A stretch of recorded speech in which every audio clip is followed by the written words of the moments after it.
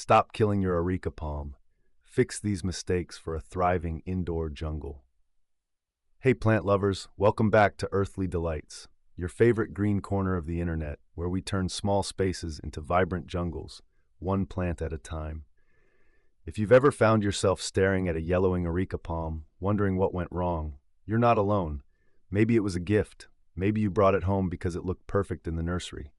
But now, the leaves are crisp, the pot looks too full, and you're starting to think you just don't have a green thumb. Let me stop you right there. You don't need to be a plant whisperer. You just need the right guide. And that's what today's video is all about. You're probably someone who loves the idea of a calming, oxygen-rich corner in your home. Maybe you're a busy city dweller with limited space, or maybe you're just starting out with indoor gardening and feeling overwhelmed. This video is for you. Stick with me, because I'm about to reveal the top mistakes that are silently killing your Areca Palm and how to fix them fast. And if you're new here, don't forget to hit that subscribe button for more real, down-to-earth plant wisdom every single week. Let's dive in. Mistake 1. You're giving it the wrong light. So let's start with one of the most common reasons your Areca Palm is suffering, and it all comes down to light. At first glance, it might seem like such a simple thing. Just put the plant by a window, right? But not all light is created equal, and for the Areca Palm, this distinction is critical. You see, many people unknowingly place their palm in a spot with harsh, direct sunlight, maybe thinking that more light means faster growth. But what actually happens? The beautiful green leaves start to turn yellow, and over time they can even burn at the tips. On the flip side, placing it too far from a light source, like in a dark hallway or a shaded corner, can make it droop and struggle. What your Areca Palm really wants is balance. It thrives in bright, indirect light, like what you'd find near a north-facing window or behind a sheer curtain. This mimics the dappled sunlight of its natural tropical environment. And here's a quick trick. Try rotating your plant every few weeks. It helps every side get equal exposure and prevents one side from becoming leggy or pale. Small shift, big results. Let's move on to the next silent killer, because this one might be right above your head. Mistake 2.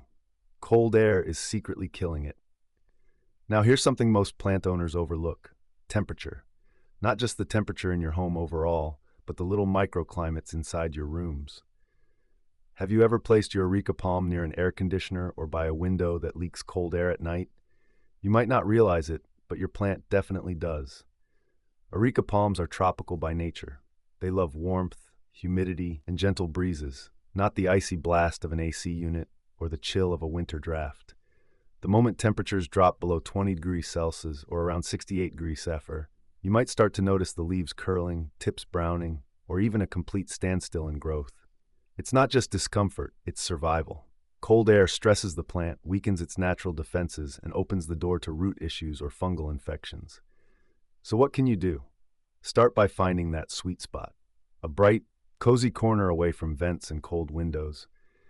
You can even test your plant spot with your hand or a candle flame. If the air feels too cold or turbulent, it's time to relocate. Trust me, this one shift can breathe new life into your palm. But we're just getting started. Next, we're going underground to tackle a mistake that could be hiding in the very soil you're using. Mistake 3. Overwatering or letting soil go bone dry. Let's talk about water, the lifeblood of any plant, but also one of the easiest things to get wrong. And the Areca Palm? Oh, it's very sensitive when it comes to watering. Here's the trap many plant parents fall into. Thinking a rigid watering schedule is the answer. Maybe every Sunday morning, like clockwork. But your palm doesn't live by the calendar. It responds to its environment, and that means you need to read the soil, not just the date. Overwatering is often the silent killer. It leads to soggy roots, fungal growth, and eventually root rot, something you usually don't notice until the leaves have already started browning and falling off. But on the flip side, letting the soil go completely dry between waterings can also send your palm into stress mode, causing leaf tips to dry and curl. The golden rule: check the top inch of soil with your finger. If it feels dry, it's time to water. If it's still damp, wait. And don't just drench the surface. Water evenly and deeply, letting any excess drain out. You can also upgrade your potting mix. A blend of coco peat, compost, and perlite will help maintain moisture without drowning the roots. Healthy soil, happy palm. And speaking of nourishment, what you feed your areca matters just as much as how you water it. Let's dive into that next. Mistake 4, feeding it at the wrong time or not at all. Now let's turn our attention to something a lot of beginner plant parents overlook: nutrition. Yes, your areca palm needs to eat. And no, the soil it came in isn't enough to keep it going forever. Here's the truth. Areca palms are what we call heavy feeders. That means they draw a lot of energy from the soil, especially during the active growing seasons, spring and summer. If your palm is looking dull, sluggish, or just not growing like it used to, chances are it's hungry, really hungry. But timing is everything. Feed your palm during winter when it's resting, nothing will happen. Worse, you might build up salts in the soil that can damage the roots. So the key is to fertilize only when the plant is awake, about once every 3 months during the warmer months. And here's a fun tip. You don't need to rely on store-bought fertilizer. You can make a gentle, nourishing compost tea right at home using banana peels, a dash of molasses, and warm water. It's packed with potassium and natural sugars that your palm will love. Think of it like giving your plant a slow-release smoothie. It keeps it energized without overwhelming the roots. But even with the best food and water, there's one more thing you can't ignore: the size of the pot it's living in. That's coming up next. Mistake 5. Your pot is too big or too small. Now let's talk about the home your areca palm is actually living in: the pot. You might think giving it a big, spacious container is doing it a favor. After all, more room must mean more growth, right? Well, not exactly. Areca palms actually prefer slightly tighter spaces, especially when they're still young. When you place them in a pot that's way too large, the soil holds excess moisture for too long, creating a wet, suffocating environment for the roots. This often leads to, you guessed it, root rot. On the other hand, a pot that's too small can cramp the roots, dry out too fast, and stunt your plant's development. So what's the sweet spot? When you're repotting, don't go from a 6-inch pot to a 12-inch giant. Just move up 1 or 2 inches at a time in diameter. This gives the roots enough space to stretch without getting overwhelmed. And here's a trick that's worked wonders for me. Stick with breathable pots, like terracotta. They help regulate moisture naturally. Also, make sure there's a drainage hole at the bottom. Always. Remember, the goal isn't to rush your plant into looking jungle-sized overnight. It's to support steady, healthy growth. And if you're wondering whether your palm is happy or stressed, the leaves are about to tell you everything. Let's decode that next. Mistake 6, ignoring what the leaves are telling you. Let's pause for a second and really look at your areca palm. Not just glance at it, but observe it. Because this plant, it talks. It just doesn't use words. The leaves of the areca palm are like little messengers. When something's off, they don't hide it. Yellowing tips, brown streaks, dry edges, each one is a subtle signal that your plant is under stress. And if we're honest, most of us only notice when things have gotten pretty bad. So let's learn how to listen sooner. Yellow leaves often mean too much light or overwatering. Brown tips? That could be fluoride in your tap water, dry air, or even inconsistent care. Droopy fronds? Your palm might be cold or root-bound. The signs are all there. You just need to connect the dots. One thing I always recommend is starting a simple leaf diary. Snap a quick photo every week. You'll start to see patterns you might miss day to day. Maybe the leaves droop more near a vent. Maybe new fronds come in slower in certain months. Awareness is power. Because when you treat your plant like a living thing, not decor, it starts to reward you with real beauty. And in our next section, we'll dig into the one thing that often goes completely unnoticed until your plant suddenly stops thriving. Let's talk soil. Mistake 7. Soil is suffocating your roots. All right, now let's get our hands a little dirty, literally. Because what's happening beneath the surface of your areca palm might be the quiet culprit behind all those yellowing leaves and drooping stems. You see, soil isn't just a place for roots to sit. It's a living, breathing medium that needs the right texture, structure, and airflow.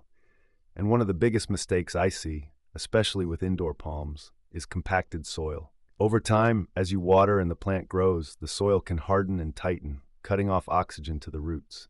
It's like trying to breathe through a straw that's been pinched shut. The signs?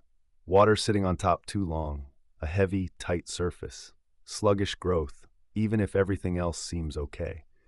So here's what to do. Once every week or two, gently loosen the top inch of soil using a wooden skewer or chopstick, not to disturb the roots, just to invite in some airflow. This tiny habit can make a huge difference in water absorption and root health. And if your mix is too dense or clay-like, consider repotting with a blend that breathes, something like coco peat, compost, and perlite. Think of it as giving your roots room to stretch and exhale, because when the foundation is right, everything above it starts to flourish. And speaking of trouble brewing, pests may be closer than you think. Let's tackle that next. Mistake 8. You're not spotting pests early enough. Let's face it, no one likes to think about pests, but ignoring them doesn't make them go away. In fact, for your Areca Palm, early signs of an infestation are easy to miss until it's too late. Maybe you've noticed sticky leaves or odd white fuzz near the base. Maybe some fronds are looking oddly distorted or curling inward. These are the whispers of common invaders, like spider mites, mealybugs, aphids, or whiteflies. And once they settle in, they multiply fast. But here's the good news. You don't need harsh chemicals to fight back. Start with a visual inspection during your weekly plant check-in. Look at the undersides of the leaves, along the stems, and where new growth appears. If you spot anything suspicious, act quickly. I swear by neem oil mixed with a drop of gentle soap and warm water, sprayed in the early morning. For mild cases, even a firm rinse under the showerhead or garden hose can dislodge pests effectively. Just be thorough and consistent. And prevention? It starts with airflow. Areca palms don't like being crammed next to other plants. Give them breathing space. Let light and air circulate freely, because when your palm can breathe, it can defend itself naturally. Up next, we'll talk about something a bit more rewarding, how to safely multiply your areca and turn one thriving plant into many. Let's talk propagation. Mistake 9. You forgot to repot or propagate. Now, let's talk about something that feels less like a mistake and more like a missed opportunity. Because while your Areca palm might not ask for it, it craves a fresh start every now and then, through either repotting or propagation. You might notice your plant getting crowded, with stems pushing against each other, or roots creeping out the drainage holes. That's your Areca telling you, I've outgrown this space. If ignored, it can lead to stunted growth, yellowing leaves, and even root suffocation. But here's the magic. Repotting doesn't just refresh the soil, it revives the entire plant. And if you see multiple stems clumped together, that's a golden chance to propagate.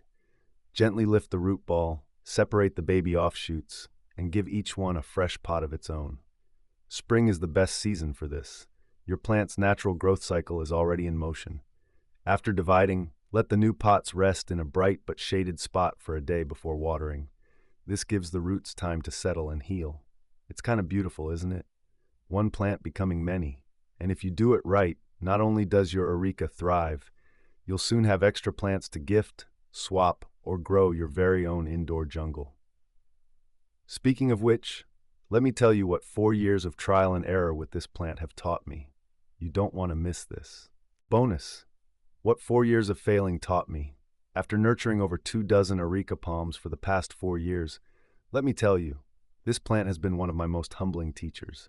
I've seen it bounce back from neglect, sulk in perfect conditions, and surprise me with growth just when I was about to give up.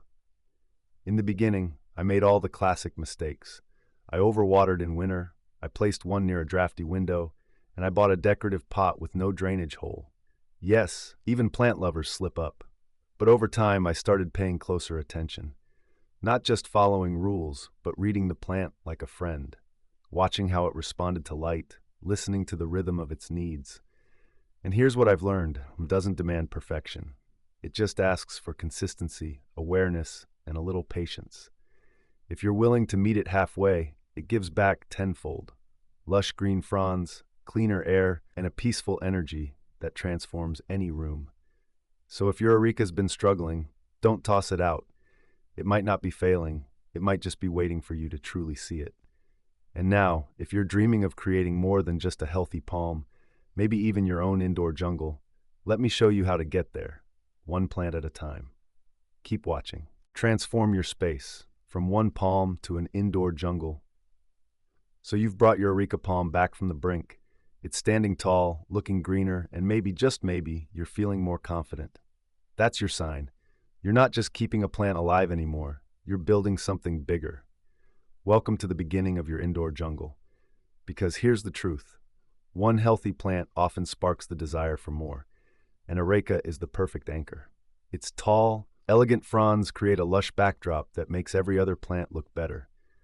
Pair it with trailing pothos or a bold snake plant at its base, and suddenly your home feels alive in a way it never has before. And it doesn't take a greenhouse. Even a bright corner of a city apartment can transform with intention. Use plant stands to create height, hang smaller pots nearby, let vines dangle freely. This is about more than aesthetics. It's about creating a space that breathes with you. People often ask me, what's the first step to a real plant-filled home? The answer is simple. Start with one. Care for it well, learn its rhythms, then grow from there. Before you know it, your Areca palm will no longer be a project. It'll be the crown jewel in your own personal oasis, and that's something worth nurturing. Ready for the final word? Let's wrap this up. Are you ready to stop killing your palm? So here we are, back where we started, but not the same. Now you know what your Areca palm's been trying to tell you all along. Light that's too harsh, watering that's too much or too little, soil that's smothering, a pot that's wrong, even the quiet creep of pests. It's not about being a perfect plant parent, it's about noticing, adjusting, and growing alongside your plant. If you've watched this far, chances are you care. You want your space to feel calm, green, and alive. And that desire? It's already half the journey. Because the more attention you give to your plants, the more you'll find yourself slowing down, breathing deeper, and reconnecting with nature and with yourself. So take a moment to check on your Areca. Touch the soil. Look at the leaves. Feel the air around it. Then ask, what small thing can I do today to help it thrive? And when it rewards you with fresh fronds and steady growth, don't keep it to yourself. Share your story in the comments. Let's grow together, one plant at a time.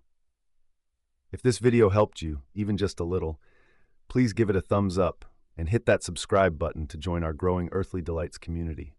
We've got so much more to explore. Until next time, stay rooted, stay curious, and keep your jungle thriving.